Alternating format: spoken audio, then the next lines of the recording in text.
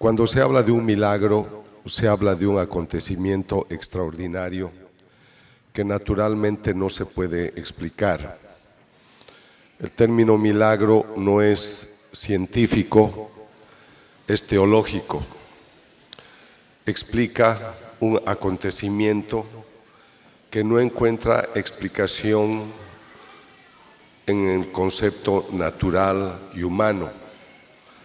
En el caso de un milagro eucarístico, estamos hablando de una hostia consagrada, confeccionada en harina, en trigo, y esta sustancia tiene una efusión. Efusión es el brote de una sustancia, y la efusión es de una sustancia rojiza, que luego se identifica como sangre humana. Esto quiere decir que no es proporcional, no es lógico que en una pizca de pan tengamos brote de sangre humana. Pero no solo eso, en la sangre se encuentran unos coágulos y los histopatólogos, los especialistas, encuentran que se trata de carne, músculo del corazón, miocardio, ventrículo izquierdo. Entonces, cuando la autoridad de la Iglesia dice, no es natural que de un pedazo de pan o de un poco de vino se obtenga sangre, se obtenga carne. Esto, dice la autoridad de la Iglesia, sucede por un poder sobrenatural. Es algo que Dios lo permite y declaran milagro. En la ciencia siempre hay lo que nosotros llamamos la relación funcional. La causa y el efecto debe ser proporcional. Yo puedo tomar un fósforo y ver fuego, y puedo encender un papel y ver humo. Todo eso ustedes lo entienden fácilmente. Pero si yo enciendo un fósforo y empieza a salir agua, ustedes dicen, ¿qué es eso? ¿Qué está sucediendo? Yo he estudiado imágenes sagradas que exudan un líquido aceitoso. Es aceite de oliva en una concentración de 75%, tiene un perfume a rosas, pero eso brota de una estatua de yeso, una imagen de madera o incluso de bronce. Entonces dicen, no es proporcional que en una estatua de este tipo, hecha de madera, digamos, yo obtenga lágrimas cristalinas. Los estudios muestran que las lágrimas pertenecen al orden natural humano. Entonces hay acontecimientos sumamente especiales, y a mí me ha interesado este campo del conocimiento porque pocas personas se han dedicado a investigar. En el ambiente científico, el 96% de las personas que trabajan en este sector son personas que no creen en Dios, no creen en la naturaleza espiritual. Por lo tanto, pues si ellos ven un fenómeno de una hostia que sangra o una imagen que exuda, pues lo atribuyen a la casualidad, al azar, a una manipulación. Yo me introduje en este campo estudiando unas imágenes, una imagen que sangraba en Bolivia, pero no lo hice por fe, porque yo era ateo en esa época. Yo he sido ateo hasta los 44 años. Lo que me ha convertido ha sido entrar a este campo de investigación. Cuando me interesé por una imagen que exudaba, les estoy hablando del año primero 92 y luego 95, yo pensé que las imágenes exudaban porque los propietarios de la imagen o gente de ese entorno tenían poderes mentales.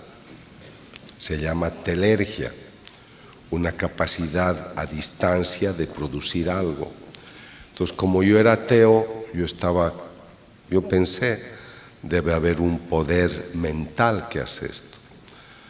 Pero al descubrir que la sustancia que brotaba eran lágrimas humanas, que era sangre humana, pues comprendí de que había algo distinto.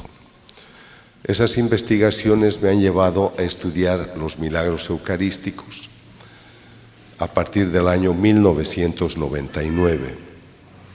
Entonces son 19 años que trabajo este tema y estoy muy complacido de compartir con ustedes esta noche, porque si son creyentes es el tema que más puede llenar la vida de un católico, porque el Catecismo de la Iglesia Católica enseña que el centro y culmen de la vida cristiana es la Eucaristía. Voy a recordarles un pasaje muy hermoso del capítulo 6 de San Juan. Quisiera también decirles que yo vengo con mucha ilusión a México, porque es un país de mucha sensibilidad espiritual. En México y Colombia es donde más encuentro una recepción al mensaje cristiano. Conociendo más su país, entiendo por qué Dios decidió que su madre se quedara en Guadalupe desde 1531, porque el mexicano cuidaría su advocación, cuidaría su mensaje y harían de ella la emperatriz del mundo, no solo de las Américas. Entonces es muy importante que un extranjero se los diga. Conozco los 5 continentes y me alegra mucho que en México tengan esta sensibilidad, porque yo pienso que a veces los planteamientos que el mundo nos hace no nos están mostrando la luz espiritual que Dios quiere para el mundo, sino mucho conflicto. Entonces es la luz espiritual la que nos puede iluminar los pasos a seguir. Con esta presentación voy a tratar también de demostrar a las personas que dudan, que se cuestionan, que la naturaleza espiritual existe y se manifiesta. Quisiera recomendarles que tomen el Evangelio, que tomen el Catecismo de la Iglesia Católica y lo lean, porque creo que nos falta mucha formación. Leer, por ejemplo, el Evangelio de Juan a mí me ha llevado a conocer más de la persona de Cristo. Y cuando vuelvan a sus casas esta noche o mañana, lean el Evangelio de San Juan, el capítulo 6, y a lo largo de su lectura van a comprender que hay un Cristo, un hombre, Dios, que en algunos momentos se muestra desesperado por decirle a la gente: yo soy el pan de vida. El que come mi pan tiene vida eterna. Yo soy el pan bajado del cielo. En ese momento mucha gente no le va a entender, por eso le abandonan. El capítulo 6, versículo 66 habla de ese momento en el cual le van a abandonar. Le abandonan muchos. Pero el Señor, viendo que la gente se marcha, mira a los suyos y les dice: y ustedes también se van a marchar. Y aquí viene la respuesta profunda de un hombre que se equivoca muchas veces, que es Pedro. Pedro lo va a negar, Pedro se va a ocultar. Pero hay una luz espiritual que es la unción del Espíritu Santo que acaricia nuestras vidas, ilumina nuestro pensamiento. Y cuando el Señor dice: y ustedes también me van a abandonar, Él dice: Señor, pero ¿a dónde iremos? Solo tú tienes palabra de vida eterna. Nosotros hemos comprendido que eres el Santo de Dios. Los que lo abandonan no han comprendido que Él es el Santo de Dios. a pesar de que ya estaban un par de años con Él. Esto es muy importante que ustedes lo mediten, porque si tú me dices, Ricardo, yo creo que está Cristo presente en la Eucaristía, tú deberías tener una relación personal con Cristo. No voy a hacer el ejercicio acá que hice en Guanajuato, donde eran 5,000 personas, pero les voy a hacer el planteamiento. Eran 5,000 personas que me escuchaban en un tema similar y yo les dije, ¿creen ustedes que Cristo está presente en la Eucaristía? Y mexicanos católicos pues dijeron sí, en un gran rugido. Volví a preguntar, ¿ustedes creen que Cristo está presente en la Eucaristía, cuerpo, sangre, alma y divinidad? Que está presente como persona, y el rugido fue más fuerte, sí.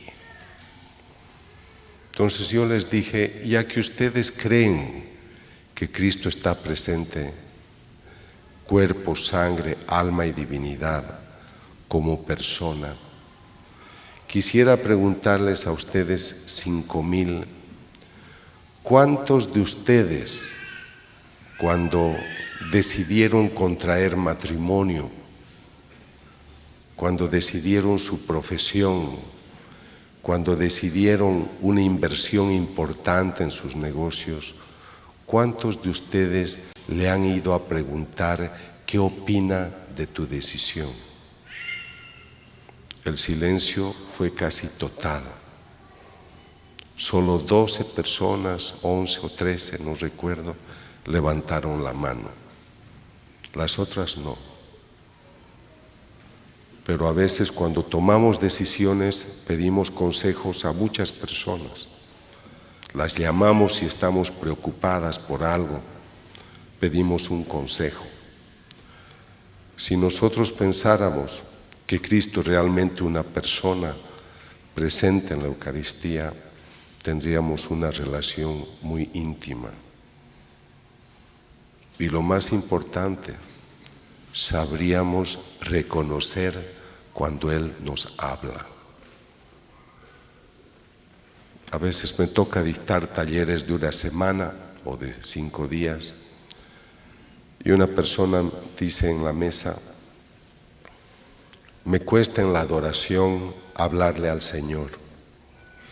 Estar 1 hora me parece muy largo, no sé qué decirle. Entonces yo le dije, usted está aquí en esta mesa 2 horas y no ha dejado de hablar. ¿Cómo me dice ahora que no sabe qué decirle al Señor? Entonces yo les voy a demostrar esta presencia extraordinaria en la Eucaristía. Pero no te tienes que quedar con el hecho sorprendente. Hemos visto unas hostias que sangran, hemos visto un milagro eucarístico. Ustedes tienen que ir más allá, tienen que trascender. Este es un signo divino. Detrás de un signo hay un significado. Detrás del significado hay un autor. Y ese autor es el que se hace cuerpo, sangre, alma y divinidad. Entonces tú estás ante una manifestación de un Dios vivo. Y por eso es que instruye a la gente, yo soy el pan bajado del cielo. Si tú comes de mí tendrás vida eterna. Él sabe que se va a marchar. Es Jueves Santo y ha decidido instituir el sacramento de la Eucaristía. Porque Él no va a dejar una rúbrica, no va a dejar un texto, acuérdense de mí, cada 25 de diciembre. Él piensa en una manera extraordinaria.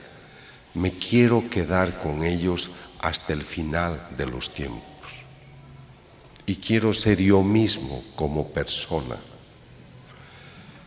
Y escoge dos sustancias tan sencillas pero accesibles en todo el mundo, un poco de pan, un poco de vino. Y esa noche instituye el sacramento e invita a los suyos a hacer esto en memoria suya. Y qué gozo que nosotros tengamos sacerdotes. En su país he conocido tantos sacerdotes maravillosos, religiosas, laicos, comprometidos, interesados en tratar este tema. Y estos sacerdotes consagran. A veces no siempre sabemos valorar lo que es la figura del sacerdote. Nos es fácil hacer un juicio, a veces negativo, pero sin la unción sacerdotal, sin ese hombre que se consagra, no tendríamos Eucaristía. Cuando yo estoy en Corea, cuando estoy en Egipto, en lugares donde no es fácil el acceso a una iglesia católica, siento el vacío de no poder comulgar, de no poder ir a misa. 3, 4, 5 días. Entonces debemos valorar lo que es la entrega de un hombre que se hace sacerdote, porque cuando él consagra es el único que puede hacer que ese pan se convierta en carne, ese vino en sangre. Podríamos reunirnos 1 millón, 10 millones de hombres y hacer las mismas oraciones, pero el único que va a lograr ese privilegio es el sacerdote. Entonces siempre hay que orar por la santidad de los sacerdotes, hay que orar por las vocaciones sacerdotales. En la Edad Media, cuando una pareja se casaba, hacían una oración muy bonita, la pareja. Y pido a Dios que este matrimonio sea como un jardín florido, del cual, como una vara de nardo, nazca una vocación sacerdotal, una vocación religiosa. Entonces hay que pedir por las vocaciones. El Señor instituye este sacramento, pero yo me sirvo de estas investigaciones para hacer un planteamiento científico. Yo no soy un predicador, no soy sacristán, ni siquiera soy ministro de la Eucaristía. Yo me ocupo de estudiar la persona humana, el cerebro, la conducta, la bioquímica cerebral. Pero desde hace unos 24, 25 años me interesa hablar del humano, pero también en su componente espiritual. Tú eres cuerpo y alma espiritual. Pero en el ambiente científico que a mí me toca, 96% de los científicos no creen en la naturaleza espiritual, no creen en Dios. Entonces, cuando yo viajo a una ciudad, estuve en una ciudad por acá y había un charco de sangre y me dicen: doctor, con sierras eléctricas acaban de asesinar a 7 personas que las han serruchado. Voy a otro país donde están juzgando a 2 sicarios. Cada uno de los 2 sicarios ha asesinado a 2.500 personas. Y entonces a veces ustedes lean la prensa del día y siempre van a encontrar, lamentablemente, experiencias que uno se pregunta y dice: ¿cómo es posible que un ser humano haga estas cosas? Entonces yo estoy muy interesado, a través de este trabajo, de presentarle al humano una realidad que está ignorando en demasía. Decirle que él no solamente es cuerpo, sino que es también naturaleza espiritual.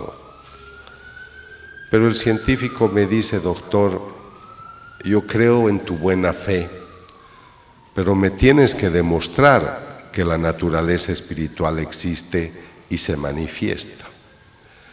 Entonces le digo, sí, yo te voy a demostrar que la naturaleza espiritual existe y se manifiesta.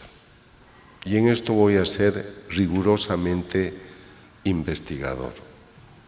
Yo te voy a demostrar que la naturaleza espiritual existe y actúa. Y lo voy a hacer a través de un signo eucarístico que la Iglesia declara milagro. Para demostrarte que lo espiritual existe y se manifiesta, necesito explicarte el término variable. La variable es una unidad, un elemento que yo voy a aislar, que en este caso es espiritual. Se dice, nadie da lo que no tiene. Es un axioma.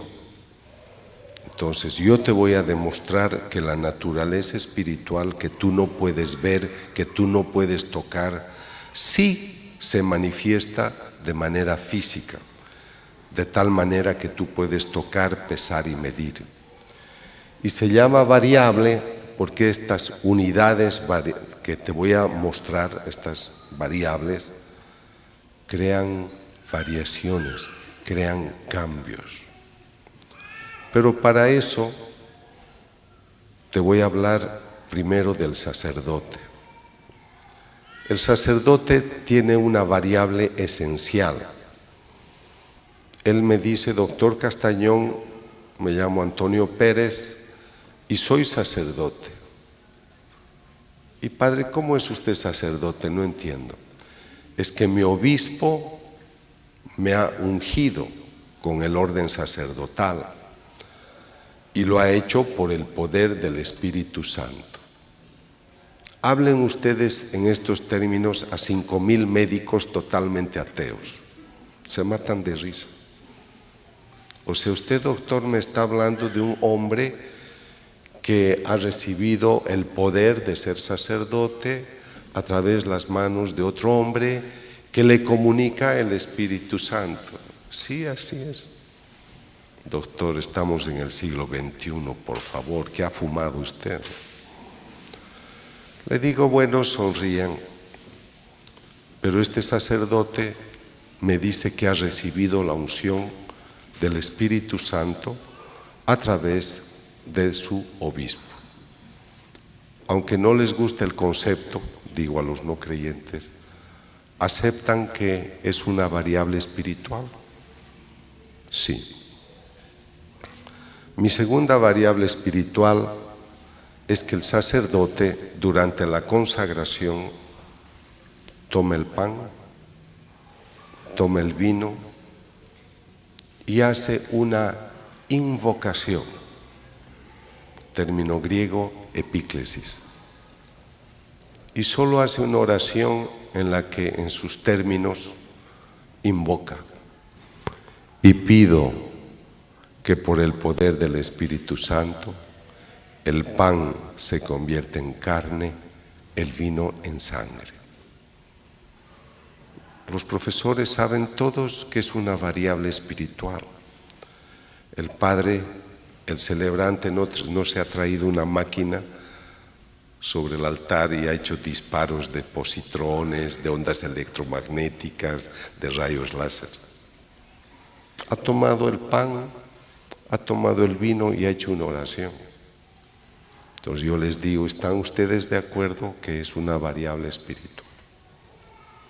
Y la tercera, las palabras de Jesús. Porque la noche de su pasión tomó el pan y dijo, toman y coman, esta es mi carne. Tomó el vino, toman y beban, esta es mi sangre. Entonces, en estas tres instancias, ustedes solo tienen términos espirituales, nada más. Ahora explíquenme ustedes mismos católicos, o en esa mi audiencia de profesionales de la ciencia no creyentes, Si ustedes están de acuerdo que les he presentado 3 variables espirituales, explíquenme, ustedes especialistas, ¿por qué luego de esta oración, de esas variables de las cuales ustedes se han burlado, cómo es posible que ahora yo tenga sangre, que tenga carne, que tenga músculo del corazón vivo, y no lo digo yo, lo dice tu profesor de cardiología, tu profesor de histopatología, tu profesor de bioquímica? Ahí es donde yo sonrío. Esto es muy serio, queridos amigos. Esto sucede en cada Eucaristía. Esta es la famosa transustanciación.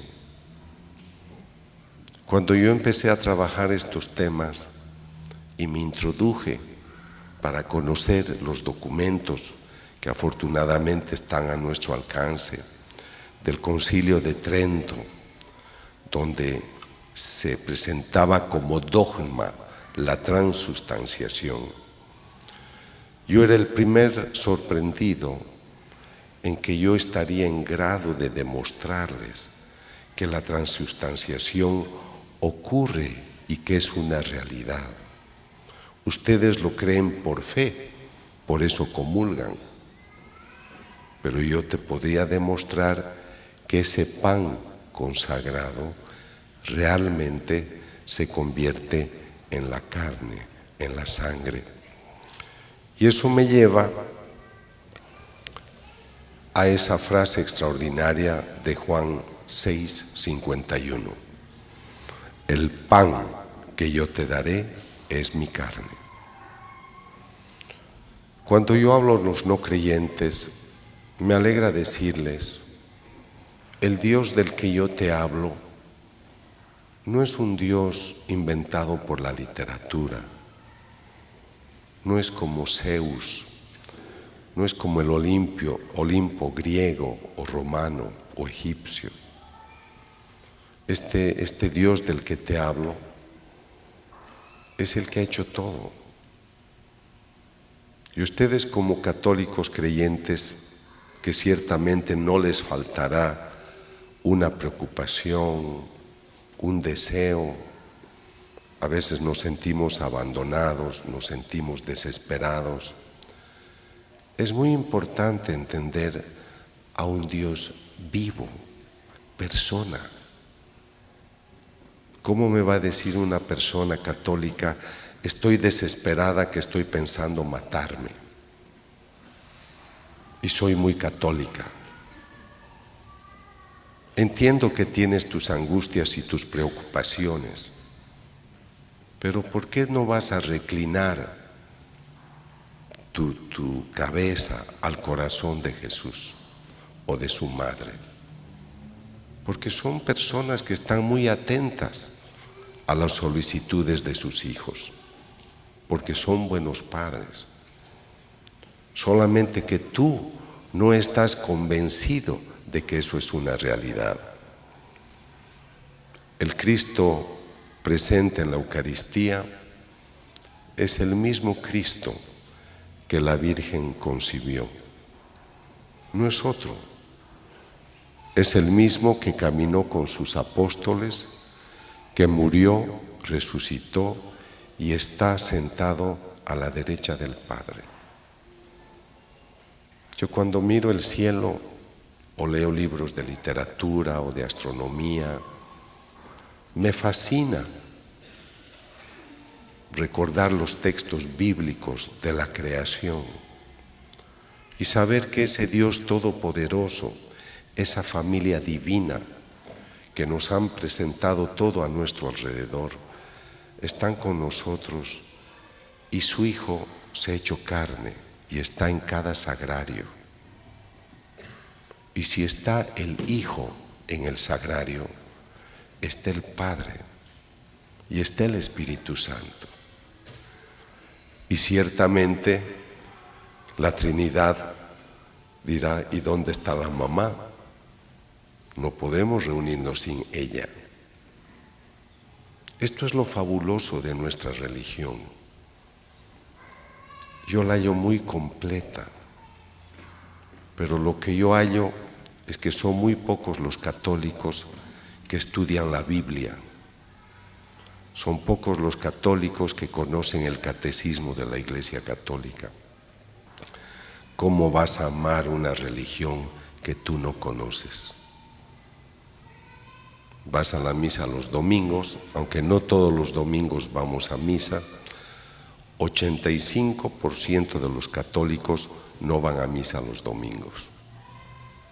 Y ustedes hagan el experimento, al salir de la misa, pregúntenle a la persona, ¿de quién era el Evangelio de hoy? ¿De qué trataba el Evangelio? Y verán que muchos no se acordarán, porque no hacemos la palabra vida.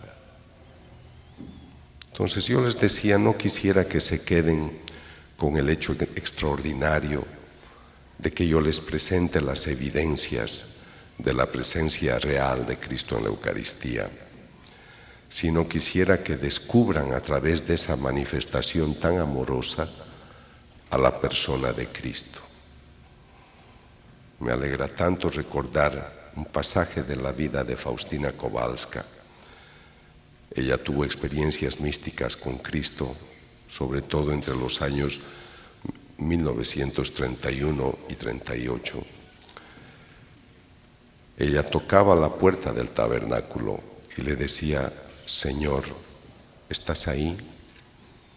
Y él le decía, sí, Faustina, ¿qué deseas?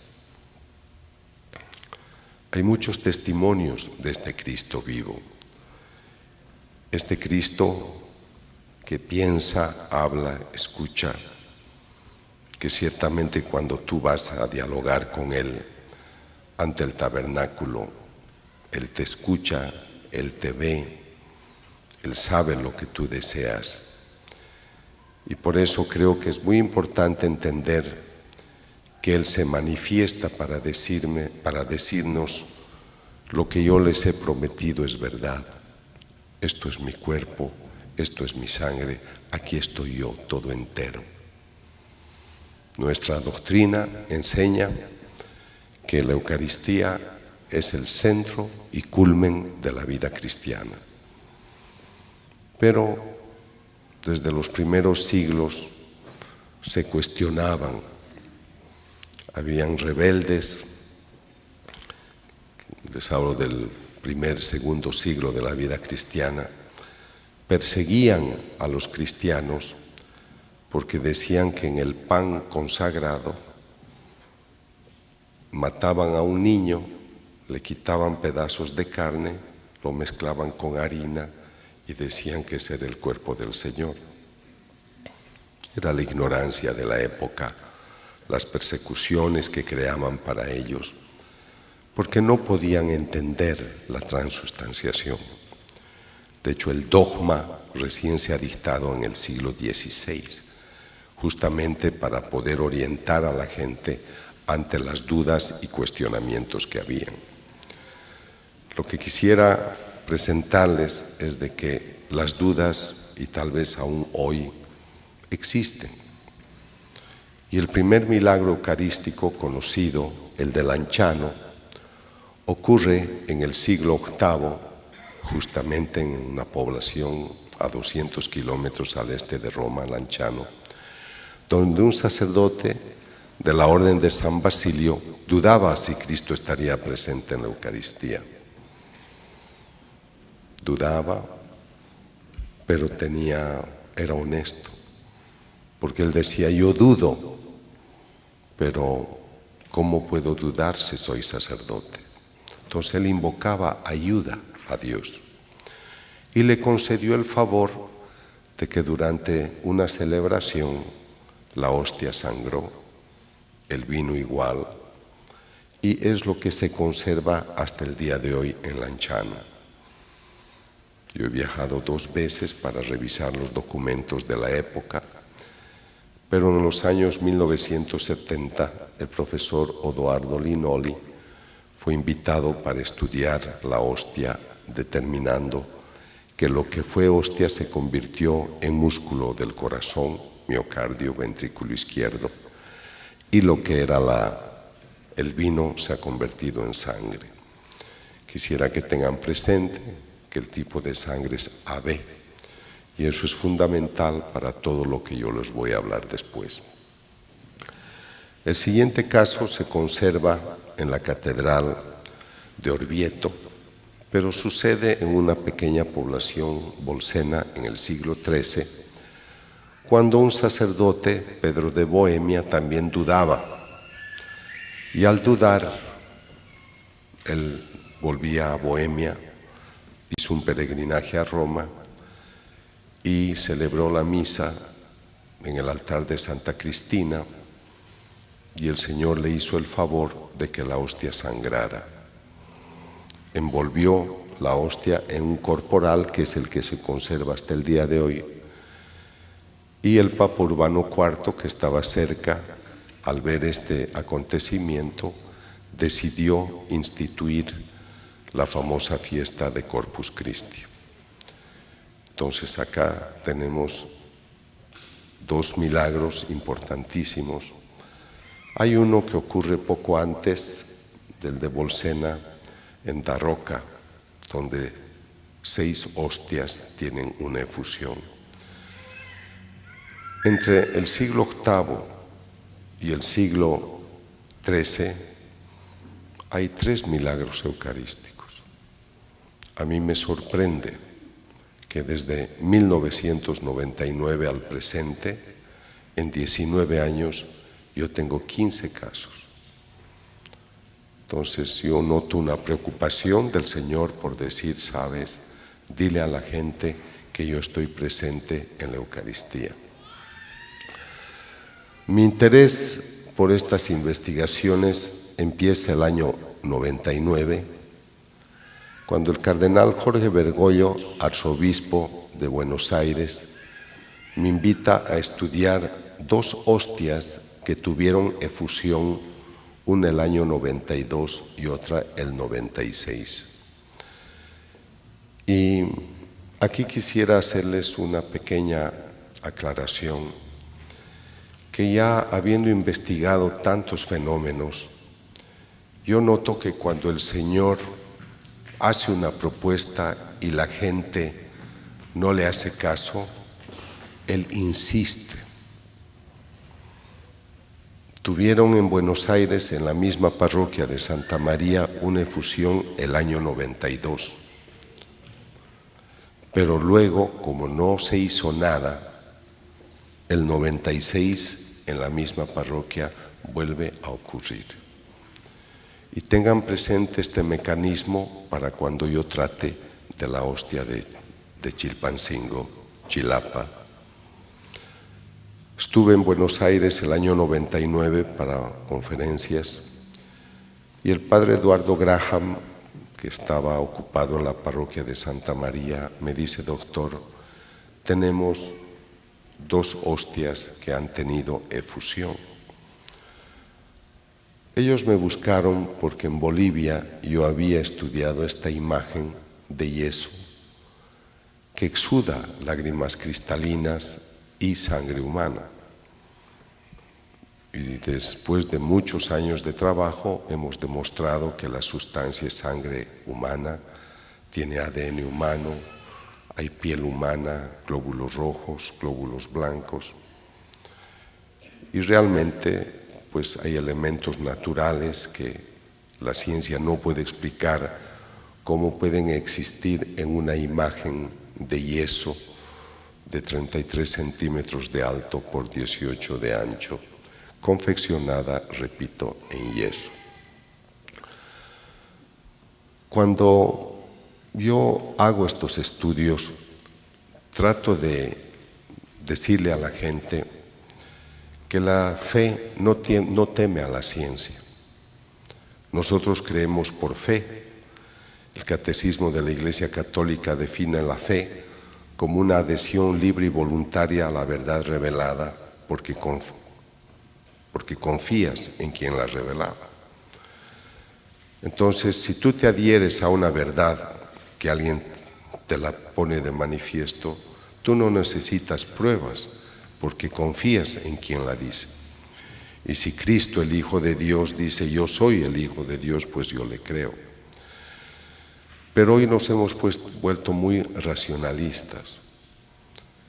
Entonces, la ciencia puede ayudar a determinar si algo es verdad o no. A través de la ciencia he descubierto falsas imágenes que exudaban falsas hostias, falsas apariciones.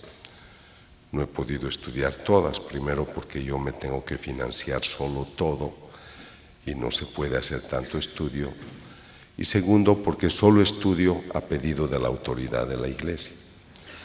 Entonces he estudiado el caso de las apariciones de la Virgen en San Nicolás de los Arroyos, que empezaron el 25 de septiembre del 83, pero el 22 de mayo de 2016 el obispo Héctor Cardelli ha reconocido el origen sobrenatural de estas apariciones.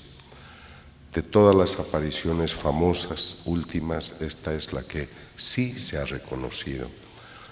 Las otras conocemos, sus mensajes bellos, pero no se han reconocido todavía. Entonces, la historia de las hostias de Argentina empiezan cuando, el 15 de agosto del 96, el celebrante da la Eucaristía a una mujer que le recibe la hostia en la mano. Pero, por lo que recuerdo de su explicación, cuando él no tomó en cuenta que debería comulgarla delante de él. Entonces la persona se fue con la hostia en la mano y en vez de comulgarla la dejó sobre una mesa donde había un candelabro cuya base era de arena. Entonces dejó la hostia sobre la arena y se salió. Luego de este hecho algunas personas lo observaron obviamente y le avisaron al padre: Padre, hay una hostia consagrada que una persona ha dejado. Cuando yo entrevisté al sacerdote, me dice: yo quería comulgarla a la hostia, pero estaba llena de piedrecitas de arena. Entonces la puse en agua para que se pueda disolver, porque es norma, y en vez de disolverse, la hostia se fue convirtiendo en una sustancia rojiza. Cuando yo fui a investigar, me explicaron que aparte de esta hostia que exuda el 96, tienen otra que tuvo efusión el 92. Y me muestran los primeros certificados de una doctora Adelma Sassó, que era una doctora de la zona. Y en su informe ella explica que esto es sangre humana, pero lo que a mí más me llama la atención es que ella ha obtenido lo que se llama la fórmula leucocitaria. Esta fórmula te está exponiendo los porcentajes de los distintos tipos de glóbulos blancos, leucocitos, que hay en la sangre. Hasta acá todo es fácil de decir, han encontrado glóbulos blancos porque es sangre humana. Pero lo que a mí me sorprende y me anima a hacer la investigación es que la doctora ha hecho el estudio el 92 y el 95 repite la investigación y descubre que los glóbulos blancos están intactos. Es más, ha variado el porcentaje de un estudio a otro. Los glóbulos blancos se comportan como si estuvieran en el cuerpo de una persona humana. Si aquí hay algún profesional del campo, sabe muy bien que los leucocitos fuera del organismo, a los 5 minutos o a los 60, por un proceso de apoptosis, se autodestruyen. Lo que les estoy mostrando es como si tú fueras al río, te coges un pescadito, lo llevas a tu casa y vive contigo fuera del agua 3 años. Entonces, ustedes me pueden decir, doctor, podría ser que alguien le ha puesto sangre a la hostia. Y yo te digo, sí, puede ser, yo no estaba en el lugar. Pero ahora explícame tú, ¿cómo hace, si alguien le ha puesto, cómo hace para conservar la sangre fresca durante 3 años sin ningún tipo de preservante? Es más, cuando me dan a mí las muestras, a una de ellas, la del 96, la han puesto en agua, que es el peor medio para conservar algo porque destruye más. Entonces, vean ustedes, aquí hay una evidencia importante de aquello que pues ocurre ya y que vale la pena investigar. El estudio me ha tomado 6 años, hemos ido a muchos laboratorios en 4 continentes y los laboratorios han puesto en evidencia que se trata de sangre humana con ADN humano. El doctor Federico Zugibe, en el año 2004, era uno de los más famosos médicos forenses especialistas en corazón. Cuando él ve estas láminas, estos slides, dice: su paciente ha sufrido demasiado. Los estudios que hacemos son a ciegas, ellos no saben que esto viene de una hostia. Su paciente ha sufrido mucho. Tengo 2 colegas que han viajado para presentarle el material. ¿Por qué dice usted que el paciente ha sufrido mucho? Porque las estrías están dobladas, están separadas. Parece que a su paciente le han dado un ataque al corazón, posiblemente a causa de un severo golpe en el pecho a la altura del corazón. Es médico forense, está tratando de explicar de qué ha muerto ese paciente. Entonces él está interpretando, él ni sueña que esto viene de una hostia. Entonces, en el informe o durante la entrevista, él toma un libro y dice: estas estrías son de este lugar, esto es miocardio, que tiene cambios degenerativos del tejido del miocardio. El miocardio es el músculo que le hace latir al corazón y da vida a nuestro organismo.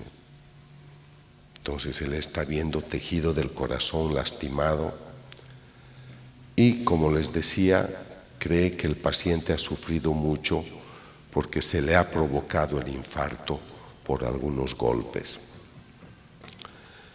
En el resultado final, el corazón tenía una actividad dinámica, estaba vivo cuando se tomó la muestra. Este es el momento en el que yo estoy tomando la muestra, en octubre del año 99. ¿Por qué dice el doctor, el momento que se tomó la muestra, el tejido estaba vivo? Porque en mis evidencias ha encontrado leucocitos, glóbulos blancos intactos. Entonces, ¿por qué dice además que el paciente ha tenido un reciente infarto? Perdón, algo. El doctor ha dicho, el tejido estaba vivo porque ha encontrado glóbulos blancos. Y él en su informe piensa que el paciente ha tenido recientemente un infarto al corazón. O sea, él piensa que el paciente, cuyo caso está estudiando, ha muerto hace poco. Imagínense ese pobre hombre cuando se entera que nuestro paciente se ha muerto hace 2000 años.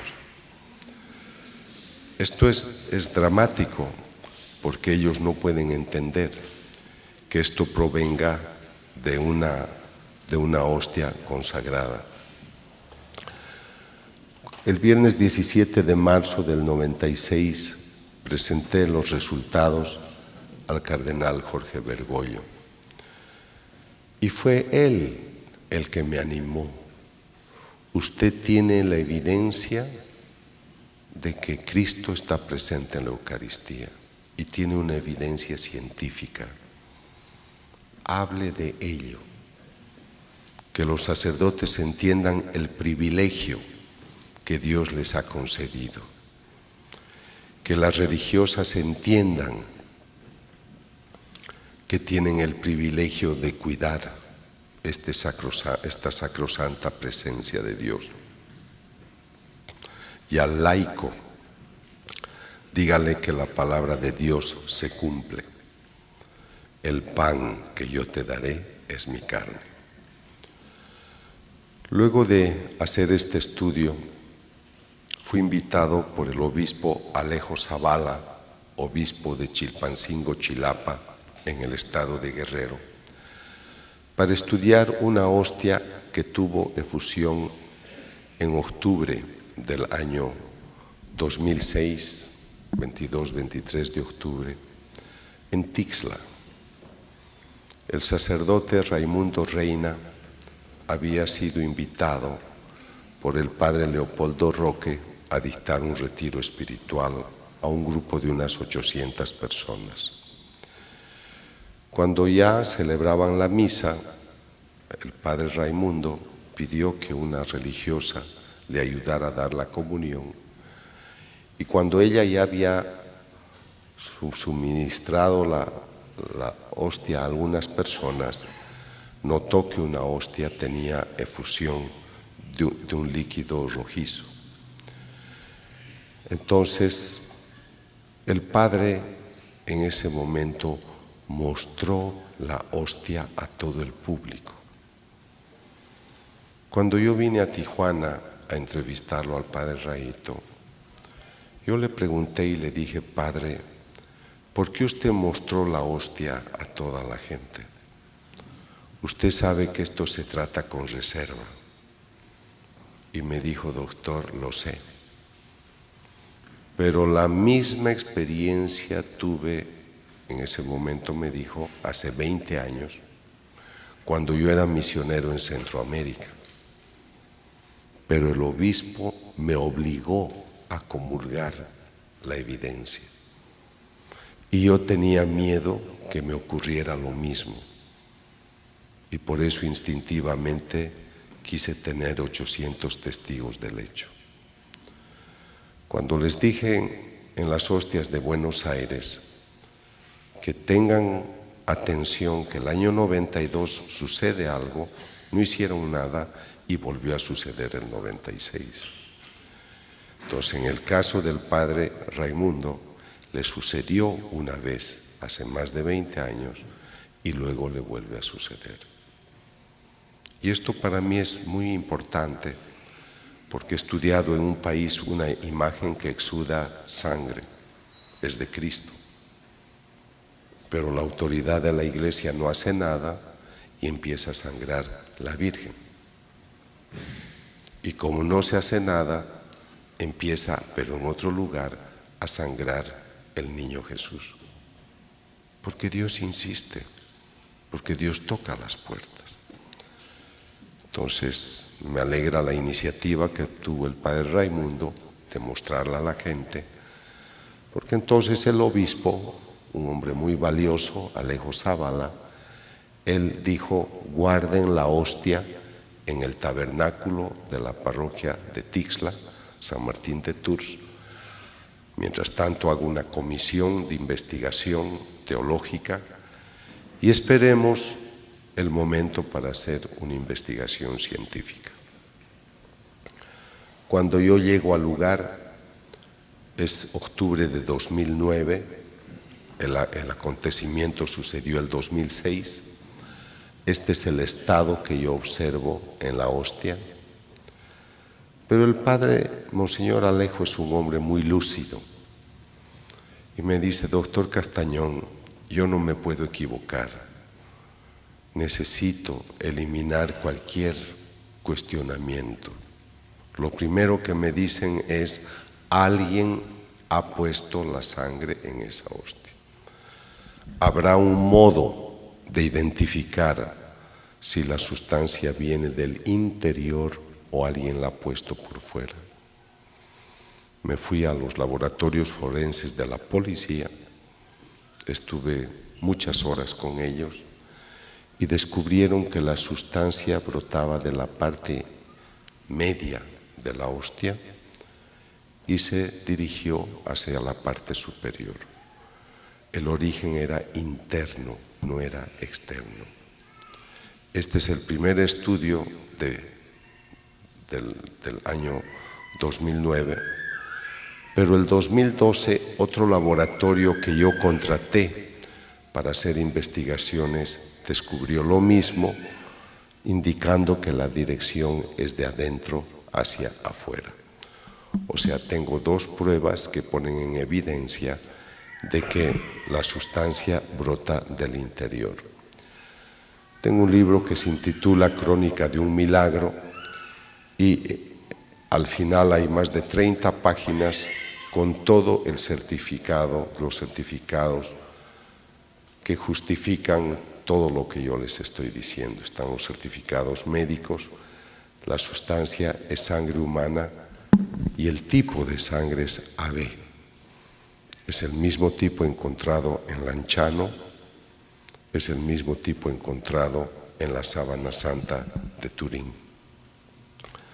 Acá gocen lo que van a ver, porque esto es un milagro lo que van a ver.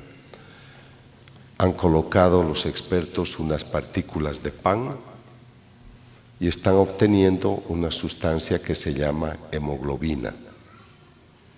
La hemoglobina es una heteroproteína que lleva oxígeno a los tejidos y sirve para la eliminación del anhídrido carbónico de los pulmones. Para tener hemoglobina yo necesito un laboratorio. Esa hemoglobina se adhiere a los glóbulos rojos y es lo que permite que lleve oxígeno a los tejidos. Pero lo que ustedes tienen que preguntarse, ¿cómo es posible que en unas partículas de pan se establezca un laboratorio que produce hemoglobina? Estas cosas uno tiene que plantearse para entender el alcance de lo que estamos observando. Les he explicado que esta hostia tiene efusión en octubre del 2006. Me la entregan a fines de octubre de 2009 y en febrero de 2010 yo quiero investigar si encuentro algo debajo de la sangre ya coagulada. Y descubrimos que debajo de la sangre coagulada hay sangre fresca.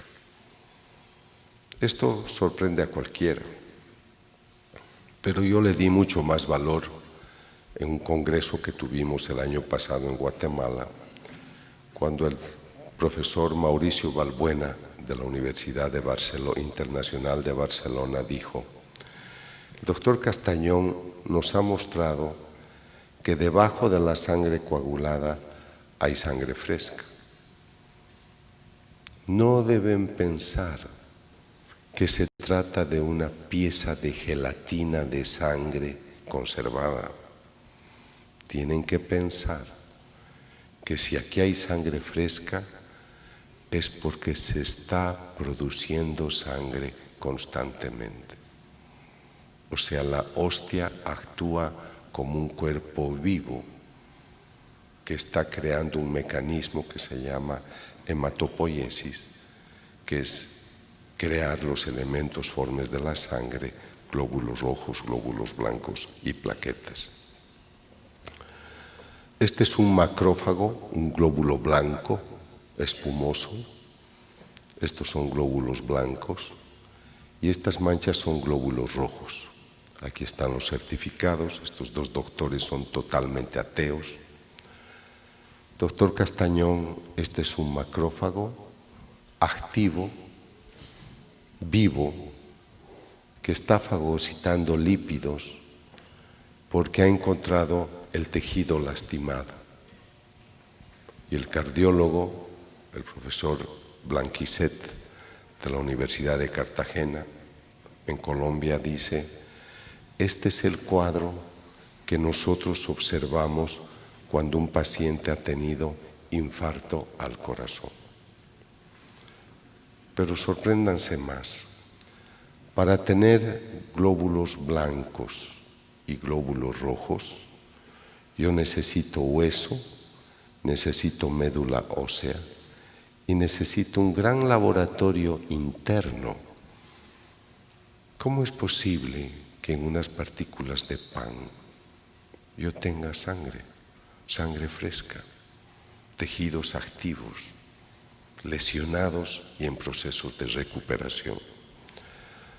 Aquí hay tejido adiposo, que es grasa, y estas son estrías musculares, es músculo del corazón.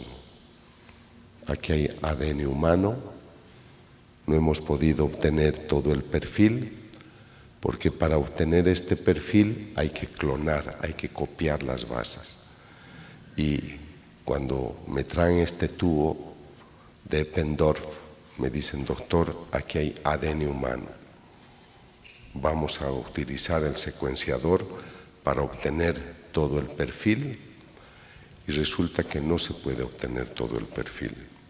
Si yo tomo sangre de ustedes o una célula, puedo obtener todo esto porque las bases se pueden copiar. En 15 estudios que hemos realizado, esta sangre especial no se deja copiar, no se deja clonar. Por eso es que no se puede obtener todo el perfil, es única, pero sí tenemos el dato suficiente para decir que aquí hay ADN y se trata de ADN humano. He visitado algunas fábricas de hostias, nunca ha sangrado una hostia no consagrada. Entonces yo les decía, yo les voy a demostrar que la naturaleza espiritual existe y se manifiesta. Y les estoy demostrando a través del milagro eucarístico. El sacerdote toma el vino y se convierte en sangre, toma el pan y se convierte en carne. Ustedes tienen la bendición de haber tenido un obispo muy valiente, muy humilde, muy santo, que es el obispo Alejo Zavala, y el 12 de octubre de 2013, en una declaración solemne, reconoce el carácter sobrenatural del milagro eucarístico de Tixla, Chilpancingo, Chilapa. Sé que van a querer mis libros, no los tengo, pero si escriben a la tiendadeldiscípulo.com, ahí los tienen. Luego les daré una dirección en México también. Me llama la atención encontrar corazón. La hostia de México pone en evidencia miocardio, lo mismo la hostia de Argentina. Entonces, esto me lleva al siglo XVII, a la experiencia de Margarita María Lacoco. El Señor se le aparece a ella y le muestra su corazón. Margarita, este es el corazón que tanto ha amado a los hombres, pero en compensación, lo único que recibe es ingratitud. Pero lo que más me conmueve es que esa ingratitud provenga de aquellos hijos que se dicen míos. Conozco muchos sacrilegios que se hacen a la presencia de Cristo. Entonces, por eso le pide a ella ya en esa época que haga reparación por las ofensas a esta presencia eucarística. Pero yo creo que además de todo ello, lo que el Señor está tratando de decirnos es que su palabra se cumple. Los teólogos que me asesoran me dicen: doctor, un milagro sucede para confirmar que aquello que tú crees es verdad. Tú crees que aquí está presente el Señor, cuerpo, sangre, alma y divinidad, y aquí tienes la evidencia. Y esta es la cita de las que les hablaba antes: el pan que yo te daré es mi carne. Y nos sigue entregando su corazón. ¿Por qué, ya para concluir, por qué me he interesado de hacer este tipo de trabajo? A mí la Iglesia Católica no me paga por lo que hago. Es porque yo creo que el humano debe reconocer un gran descuido con su vida espiritual. Yo he tenido aquí en México la experiencia de sicarios que después de descubrir la vida espiritual en sus vidas han dejado de matar. Hombres violentos que maltrataban a sus hijos, a sus esposas, han cambiado el momento que han dicho sí a la vida espiritual. Políticos corruptos igual. Entonces yo creo que mi punto de vista trata de decirle a la gente: tú eres cuerpo y alma espiritual.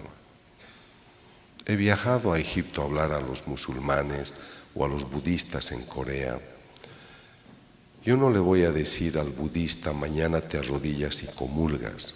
Si quiere hacerlo, que lo haga y que se prepare, obviamente. Pero lo que yo necesito es que el humano se dé cuenta que es cuerpo y alma espiritual. Y a mí me sedujo mucho la frase de Pablo en Gálatas 2, 22, 23, cuando dice: el fruto del Espíritu es el amor, es la paz, es la armonía. Y por eso me animé a escribir un libro sobre el Espíritu Santo, que se llama Cita en el Jordán, porque creo que tenemos que conocer al Espíritu Santo como obra. No es una paloma, aunque se sirve de la apariencia para manifestarse. No es una lengua de fuego, es la tercera persona de la Santísima Trinidad, una persona con todos los atributos. Entonces yo creo que si tú esta noche vas a regresar a tu casa y te vas a ir con esta grata efusión de bienestar, y vas a llegar a tu casa y vas a compartir esta paz interior, la vida en gracia, la bondad, la humildad, el amor. Si tú llevas eso y encuentras eso en tu casa, tú estás llevando los frutos del Espíritu en tu vida. Pero si yo voy a un país donde se mata a la gente, donde la gente es corrupta, donde la gente solo le interesa el amor, el sexo, el placer, y Dios es un gran exiliado, el Espíritu de Dios no está ahí. Y por eso nos estamos lastimando. Por eso matan las personas por un celular. Por eso los hombres pagan por el cuerpo de una mujer. Por eso no estamos bien. A pesar de nuestra cultura, del llamado desarrollo tecnológico, económico, social, yo no pienso que el hombre pueda decir en el mundo: nosotros hemos construido un mundo de amor, de paz y armonía. Y para mí, todo eso tiene que ver con la ausencia del Espíritu Santo en nuestras vidas. Entonces, por eso yo creo que tenemos un gran desafío, y es el de entender que Dios, a través de estos milagros, nos está obsequiando una evidencia, para que no nos quedemos solamente con la idea y el concepto de fe. Yo he estudiado a místicos modernos y el Señor dice: yo no debería necesitar hacer milagros para que crean en mí, porque ya tienen mucha revelación, pero me rebajo, me abajo, me pongo a su nivel pobre para darles una evidencia. Porque como ya no leen mis libros, porque ya no tienen interés de mi palabra, les muestro cosas extraordinarias para que seducidos por ello, vuelvan a mí. Entonces yo creo que aquí tienen los datos de México para mis libros, y también María Visión los vende mis libros. Entonces yo quisiera dejarles con esta evidencia de un Cristo vivo, presente en la Eucaristía, que está muy interesado de mostrarse presente. Yo recorro los países y me ocurren anécdotas muy curiosas. Por ejemplo, a veces cuando viajo llevo conmigo la Eucaristía en un portaviático y me subo al avión y los niños extienden los brazos como para abrazarme. Pero eso nunca sucede cuando no tengo la hostia conmigo. Y la prueba de que algo especial sucede es cuando estaba en Medellín, llegué a mi hotel y me esperaba un comité de personas que me recibían en el hotel. Y mientras estaba en el lobby esperando mi chequeo al hotel, había unos niños jugando. Y se acerca uno de los niños a mi asistente y le dice: señorita, ¿le puede decir al Señor si nos deja jugar con el niño que tiene en sus brazos? Yo solo tenía la hostia sangrante conmigo. Entonces estos son acontecimientos, esa ya es una anécdota real, pero yo pienso que el Señor nos ha obsequiado cosas muy grandes para mantener nuestra fe. Pero si no nos abrimos a la luz del Espíritu Santo, si no volvemos a las enseñanzas originales, si pensamos que la conquista del mundo es más importante que la conquista de la santidad y del Espíritu, tal vez perdamos el rumbo. Está bien que vivamos en el mundo construyendo todo lo que necesitamos para sobrevivir con dignidad, pero creo que nos estamos encaminando a buscar lo efímero, lo concreto, lo inmediato, y no importa si eso asfixia nuestra vida espiritual. Yo les decía que México para mí es una gran ilusión, porque ustedes son un país muy espiritual y creo que su fervor espiritual debería reactivarse para que la luz espiritual que ustedes tienen no solamente ilumine México, sino todo el mundo. Quisiera contarles que trabajo con un sacerdote en Ciudad de México y pasaron 6 años en su parroquia y le dijo el obispo: te voy a cambiar de parroquia. Entonces todas las autoridades de la zona fueron a buscarlo al obispo y le dijeron: por favor, no lo cambie. No, le dice, ya hasta 6 años lo debo cambiar. Es que desde que este padre está acá, en nuestra parroquia, no hay un aborto, no hay un asesinato, no hay un robo. Y viene tanta gente a esta iglesia que ahora tenemos que sacar los bancos para que entre más gente. Y la gente se sana. Conozco muchos lugares donde tienen adoración perpetua ustedes y es evidentemente el descenso de la criminalidad, de la violencia. Esa es una prueba de que la presencia de Dios hace algo en la vida de las personas. Lo que yo noto es que a veces queremos pedirle un favor a Dios y vamos a la iglesia y hacemos novenas. Yo he atendido un caso de una familia muy famosa a quien secuestraron a su hijo. Lo primero que hicieron fue llamarme, pedirme que lleve a la Virgen a su casa y todos los días rezaban el rosario en familia durante varias semanas. Cuando entregaron al hijo, yo fui con el temor de que me digan: doctor, no le entregamos su imagen y nos queremos quedar con ella. Llegué a la casa, lo primero que hicieron: doctor, ya ocurrió el milagro, gracias, aquí está su Virgen y hasta luego.